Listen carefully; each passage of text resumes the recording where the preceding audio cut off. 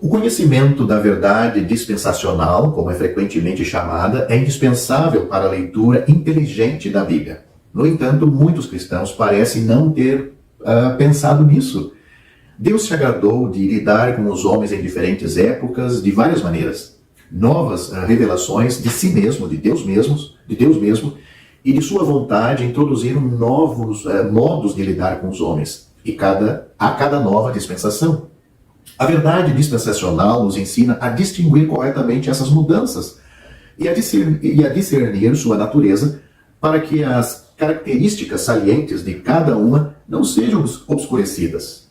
A importância disso para nós cristãos é que assim aprendemos o verdadeiro caráter do chamado, como a qual somos chamados do alto e da época em que nossa sorte é lançada.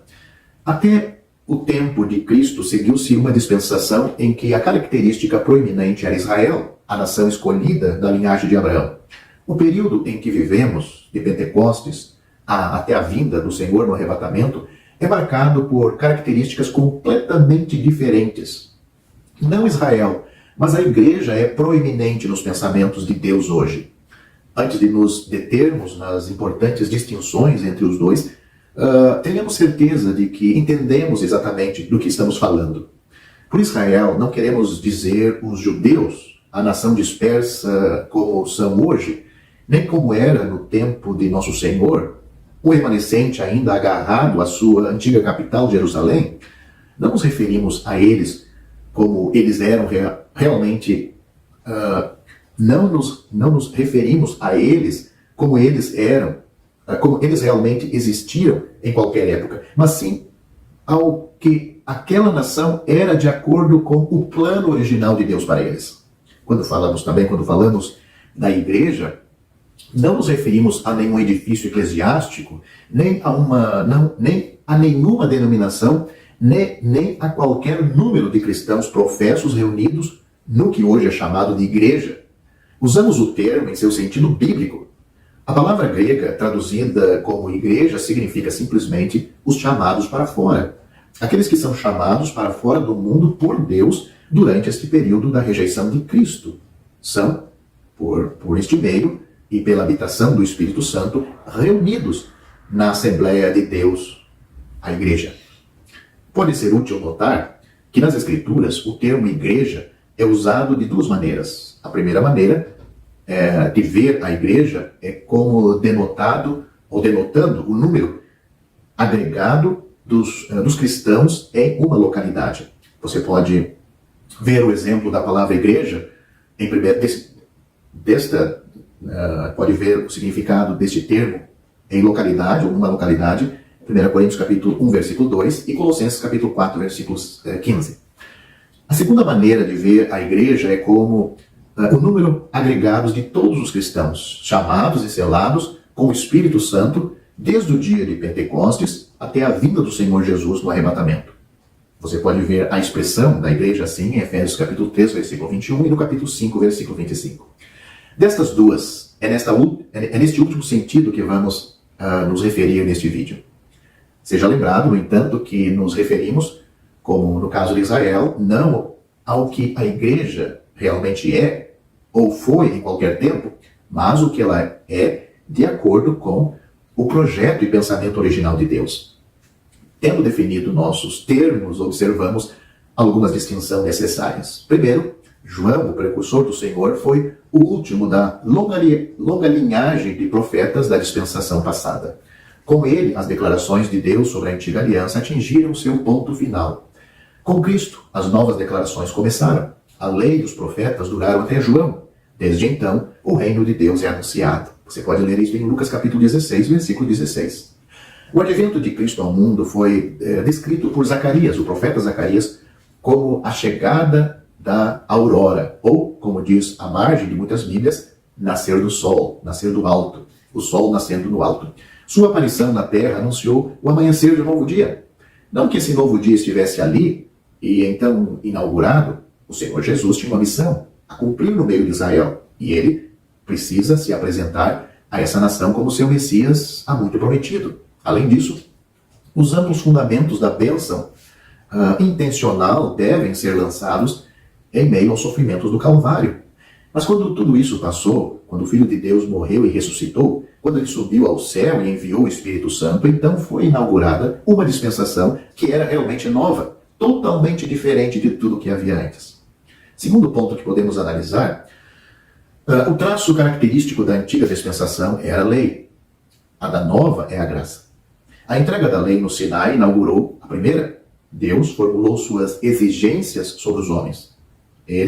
Deus deveria receber e eles deveriam dar o que lhe era devido. O fato de que o fracasso veio imediatamente, fracassou tão grande que, aliás,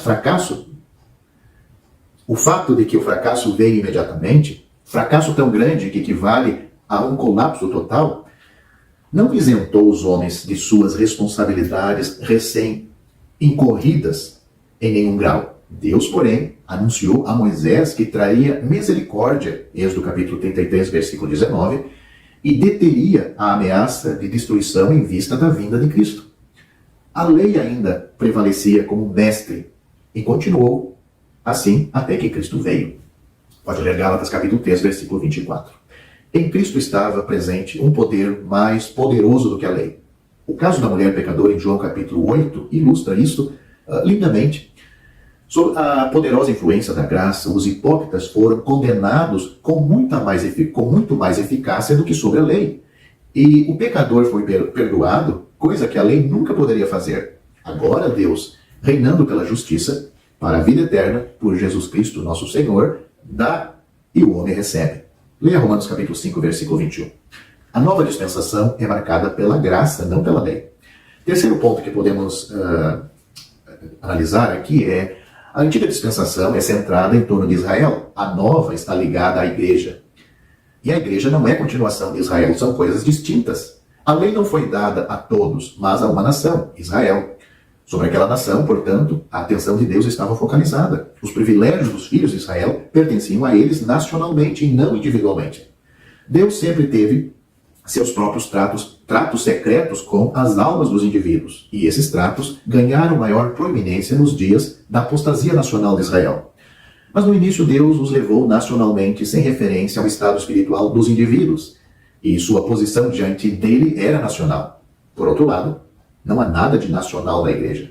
Pedro declarou, corroborado por Tiago, que o programa divino para esta dispensação, para a nossa dispensação, é a visita das nações por Deus. Nós temos as palavras de Pedro e as palavras de Tiago para fazer delas um povo para o seu nome. Atos capítulo 15, versículos 3 a 14. Deus está agora fazendo uma eleição de todas as nações e aqueles assim reunidos para seu nome compõem a igreja. A igreja, então, não é nacional, nem internacional, mas sim extranacional, isto é, totalmente fora de todas as distinções nacionais e totalmente independente delas.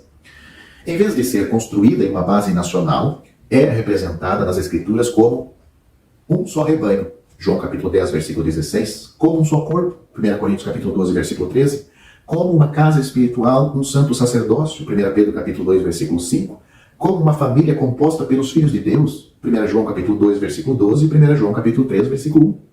Além disso, em conexão com a igreja, Deus começa com o indivíduo. É composto por aqueles que pessoalmente foram colocados em relação corretas com Deus. Somente quando perdoados e tendo recebido o Espírito Santo para habitá-los, eles se tornam membros de um só corpo e pedras vivas na casa espiritual. Bem, quarto lugar, conectado com Israel estava um culto ritualístico cujo valor estava em seu significado típico. Os privilégios da igreja estão relacionados com as próprias realidades eternas, com a substância e não com as sombras. Sua adoração não consiste em oferendas de sacrifício, cerimônias simbólicas e similares, mas é adoração em espírito e em verdade. A lei tinha apenas uma sombra dos bens futuros e não a própria imagem das coisas. Hebreus capítulo 10, versículo 1. As coisas boas vieram e são realidades pelos cristãos ou para os cristãos hoje. Cristo os estabeleceu. Leia Hebreus capítulo 9, versículo 24 e capítulo 10, versículo 12. O Espírito Santo os revelou. 1 Coríntios capítulo 2, versículos 9 e 10. E os crentes podem contemplá-los com os olhos da fé. 2 Coríntios capítulo 4, versículo 18.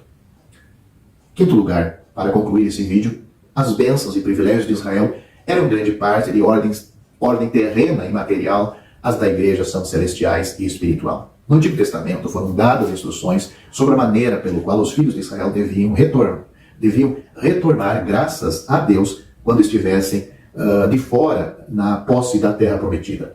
Eles deveriam tomar as primícias de todos os seus frutos e colocá-los em uma cesta diante do Senhor seu Deus, com reconhecimento de sua bondade em seus lábios. Deuteronômio capítulo 26, do versículo 1 ao 11. O cristão deve se aproximar de Deus desta maneira? Ao contrário. Quando Paulo escreveu aos Efésios sobre a herança celestial dos cristãos, longe de falar de coisas materiais, ele disse: bem-aventurados pelo Deus, ou felizes pelo Deus e Pai de nosso Senhor Jesus Cristo, que nos abençoou com todas as bênçãos espirituais em lugares celestiais em Cristo. Nossas bênçãos são espirituais e nos lugares celestiais estão fora deste mundo, mesmo que podemos desfrutar estando aqui na terra. Isso está em Efésios capítulo 1, versículo 3. Embora a distinção de Israel seja ser o canal de bênção para todas as nações durante os anos dourados da era milenar, o destino da igreja é a associação com Cristo no céu. Isaías capítulo 60 descreve bem o futuro de Israel. Apocalipse capítulo 19 e 21, sobre várias figuras, nos apresenta o destino da igreja como a esposa do Cordeiro.